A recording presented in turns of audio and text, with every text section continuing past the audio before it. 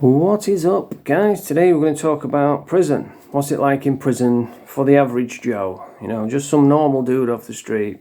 What's it like in jail? I've been making videos talking about what it's probably going to be like for like the Southport Rat or for Tommy Morrison. Can't say his real name or she just get cancelled. But today I'm going to talk about what it was like for me. You all know my story. I've done years in prison because I was an addict, and that's what addiction does. You know, you need money for drugs, otherwise you're ill. So you just get caught up in a vicious cycle. Waking up, I used to go shoplifting, get money, do drugs, go out shoplifting, get money, do drugs. It's like Groundhog Day, and every couple days or every couple weeks you get caught and then you go to court. You'd be in the cells for like 2 or 3 days, and then you're straight off to prison to do another sentence. And it's a treacherous life. It's miserable.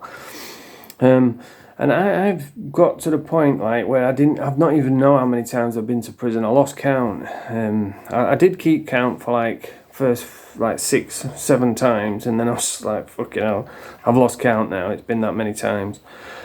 And I always say the toughest jail that I've been in was Doncaster. That's my local jail. When it first opened in 1994, 95, I'm not exactly sure. That it was like a triple cat A high security prison, and they used to put terrorists, murderers, all kinds of different people in there. They used to have Alsatian dogs following you around everywhere you went. And I was just a shoplifter, you know, just a petty thief, and I'm in a triple cat A prison. And when it first opened, it was brutal. And anybody who says otherwise, they're either lying to try and look tough, or they weren't there, you know, because it was a hard prison back then. I'm sure it's changed now. And back then you didn't have TVs. You know, you were lucky if you got a book. When I first got locked up, you could have stereo sent in, or books sent in by your family or friends, and that was all right. You know, you could just get your stereo sent in, listen to music. But I remember my first book. It was called Raise the Titanic. I don't know why they sent that one, but it was a good book actually. And I got a stereo sent in, got some Destruction tapes. That was a good way to make friends on the wing, you know, like, oh yeah, I've got some Destruction tapes, so into the rave scene, and then you end up making friends like that. But back then it was brutal, and people were getting drugs in the stereos and the books, so they ended up just scrapping it. And they brought a thing in where you had to order stereos from Argos, or, you know, you had to do it through the prison. You couldn't have them sent in. And then after that, so a lot of time there were people stood at the windows, shouting out the windows, taking the piss out of each other. There was a lot of fighting because of the windows, talking at the windows. And like I say, you didn't have nothing then. But then they brought in the TVs, and that was like a lifeline, you know. It's everything changed then, and people, the general public, will say, well, they've got a telly, they're living better than me. But you know, it's not like you've got YouTube, or you know, you ain't got Sky or Freeview. You've only got like 5 basic channels. You might have Freeview now, I don't know, but you've only got like channel 1, 2, 3, 4 and 5. But it is a lifesaver. It's caused no end of problems. I'm sure it's saved fucking thousands of lives, because, you know, if you come to prison and you're not built for prison, then you could probably just stay in your cell and watch TV. I come across loads of people that used to do that. You know, they would just sit in the cell, watch TV all the time, and you can do your jail like that. So yeah, and then there's not as many people at the windows now, which means there's not as many fights, so it's probably saved countless lives with suicide and fighting, and yeah, but they use it as like a bargaining tool, you know. They say, look, if you misbehave, we're going to take your TV and put you on basic, and then it's back to the old school. So I would always advise, just behave while you're in prison, you know, try and have a laugh, take advantage of all the things around you. And yeah, if you start misbehaving, you start trying to fight the system. I've done that, you know, and I ended up getting kicked out of Ramby because of it. And you don't end up, nobody wins, so you might as well just behave. But yeah, when I got kicked out of Ramby, They took my TV off me to start with, put me on basic, and I was coming towards the end of my sentence. I kind of lost my head a little bit. There was this woman screw that kept following me around and picking me out, and I ended up kicking off, and they just ghosted me. They just came to my cell and says, right, you go into Hull. They put me in a black cab, double cuffed me and took me to Hull, and I ended up in Hull. But I was just I'd been in a couple of years at this point, so it didn't really matter where I went. I was coming up to the end of my sentence, and when I got to Hull, the screws brought me in, and the Hull screws said, we don't care what you've done there, you can have a fresh start here. You know, as soon as the screws from Ramby left, it says, we don't care what you've done there, fresh start here, we'll take you off basic, put you on normal location. They even give me a tobacco pack, what you get when you first come to prison, like a reception pack. They took me up onto the wing, and I'll never forget it. The cell was absolutely red hot. You couldn't breathe. It was stifling hot. And I said to the screw when he was locking the door, I said, you ain't got me a blanket. He just laughed. He said, you don't need a blanket in there, pal. And then he walked away, and you couldn't open the windows. It was they're like grates on the window, and it had broken, so you couldn't open it. So the windows were shut, the pipes were on. It was like being in a sauna. Just imagine that. Can't get no fresh air, you can hardly breathe. And right next to this cell was showers, and there was a shower in there that was leaking. So all night I was up, red hot, couldn't sleep, sweating, couldn't breathe, and there's a dripping noise going duh, da, da, da, da, da.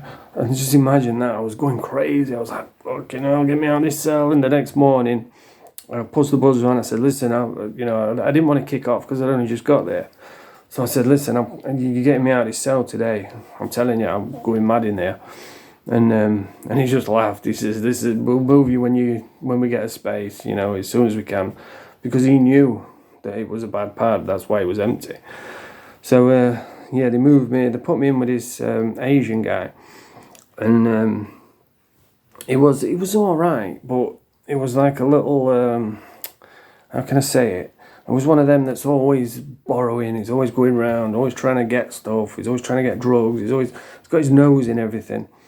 But he was all right. And with my cellmates, I always say, look, if you want to, just help yourself, just don't take the piss. So he was waking up and he would have a coffee, and then 10 minutes later he'd have another coffee, and he'd have more than me. I'm like, look, dude, chill out, I don't mind sharing, but you're taking a piss. It was just established boundaries. And then he came in the cell one day, and this was the first time that I'd had Subutex. I'd never even had it before. And I'd been clean for years at this point. And he went, he said, you want some subbies? I said, yeah, go on then. And he went away, come back, came back with this tiny little bit of subby, and I was like, that's not going to fucking do now. He said, just have it.